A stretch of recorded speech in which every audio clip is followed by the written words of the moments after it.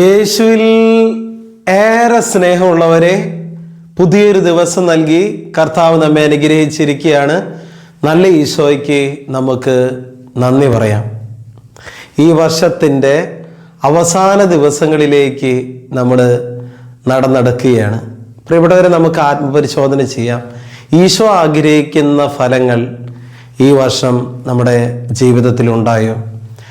വിശുദ്ധ ലൂക്കായുടെ സുവിശേഷം 13-ാം അധ്യായം 6 മുതൽ 9 വരെയുള്ള തിരുവചന ഭാഗത്ത് ഫലം തരാത്ത അത്തിവൃക്ഷത്തെ നമ്മൾ കാണും.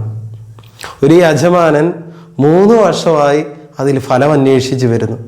ആ അത്തിവൃക്ഷത്തിൽ ഫലമൊന്നും കാണുന്നില്ല. അപ്പം കൃഷിക്കാരനോട് പറയണം, നമുക്കിത് വെട്ടിക്കളയാം.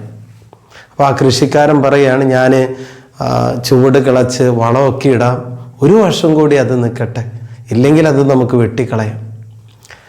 പ്രിയപ്പെട്ടവരെ, അത് ദൈവത്തിൻ്റെ വലിയൊരു കരുണയാണ്. ആ വൃക്ഷത്തെ 1 വർഷം കൂടി നിലനിർത്താം എന്ന് ചിന്തിക്കുന്നത് ആ യജമാനൻ കാണിക്കുന്ന കരുണയാണ്. ഇതുപോലെ നമ്മൾ ഓരോരുത്തരോടും ദൈവപിതാവ് കാണിക്കുന്ന കരുണയാണ്, സ്നേഹമാണ് ഓരോ വർഷവും. പ്രിയപ്പെട്ടവരെ, നമുക്ക് ആത്മപരിശോധന ചെയ്യാം. ഈ 2025 വർഷത്തിൽ ദൈവം ആഗ്രഹിക്കുന്ന ഫലങ്ങൾ എൻ്റെ ജീവിതത്തിൽ ഉണ്ടായോ? അത് ദൈവം ആഗ്രഹിക്കാത്ത ഫലങ്ങളാണോ എൻ്റെ ജീവിതമാകുന്ന അത്തിവൃക്ഷത്തിൽ ഉണ്ടായത്? നമുക്ക് ആത്മപരിശോധന ചെയ്യാം. ദൈവം ഒത്തിരി നന്മകൾ നമുക്ക് നൽകിയിട്ടുണ്ട്. ഈശോയുടെ അടുത്തിരുന്ന് ഒത്തിരി നന്ദി പറയുക. ഒത്തിരി സഹനങ്ങൾ ഉണ്ടായിട്ടുണ്ടാകും, ദുഃഖങ്ങൾ ഉണ്ടായിട്ടുണ്ടാകും. അതെല്ലാം നന്മയായിട്ട് കൃപകളാക്കി കർത്താവ് ഇനി മാറ്റും എന്ന് പൂർണ്ണമായിട്ട് വിശ്വസിക്കുക.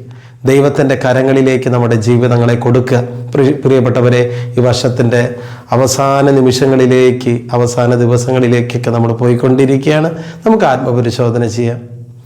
ഈശോ ആഗ്രഹിക്കുന്ന ഫലങ്ങൾ എൻ്റെ ജീവിതത്തിൽ ഉണ്ടായോ? ഉണ്ടായിട്ടില്ലെങ്കിൽ നമുക്ക് അനുദപിക്കാം. കർത്താവ് ഇനിയും അവസരം തരുമായിരിക്കും. നമുക്ക് മാനസാന്തരപ്പെടാം. ഈശോ ആഗ്രഹിക്കുന്ന ഫലങ്ങൾ നമ്മുടെ ജീവിതമാകുന്ന വൃക്ഷത്തിൽ ഉണ്ടാകട്ടെ. കൃപയ്ക്ക് വേണ്ടി നമുക്ക് പ്രാർത്ഥിക്കാം. നല്ല ഈശോ, ഈ സന്ദേശം കേട്ടുകൊണ്ടിരിക്കുന്ന ഓരോ മക്കളെയും ആശീർവദിച്ച് അനുഗ്രഹിക്കണമേ എന്ന് പ്രാർത്ഥിക്കുന്നു.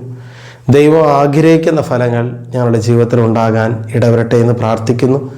ഈ 1 വർഷം ഈശോ നീ ആഗ്രഹിക്കുന്ന ഫലങ്ങൾ ഞങ്ങളുടെ ജീവിതത്തിൽ ഉണ്ടായിട്ടില്ലെങ്കിൽ ഞങ്ങൾ മാപ്പപേക്ഷിക്കുന്നു. ഇനിയുള്ള ജീവിതത്തിൽ കർത്താവെ, നീ ആഗ്രഹിക്കുന്ന ഫലങ്ങൾ ഞങ്ങൾ പുറപ്പെടുവിച്ചുകൊള്ളാം. പ്രതിജ്ഞയെടുക്കുന്നു. കർത്താവെ, കരുണയായിരിക്കണമേ. യേശുവിൻ്റെ അധികാരമുള്ള നാമത്തിൽ അതിനായി ഇവരെ ഞാൻ ആശീർവദിച്ച് അനുഗ്രഹിക്കുന്നു, ഇപ്പോഴും എപ്പോഴും എന്നേക്കും. ആമേൻ.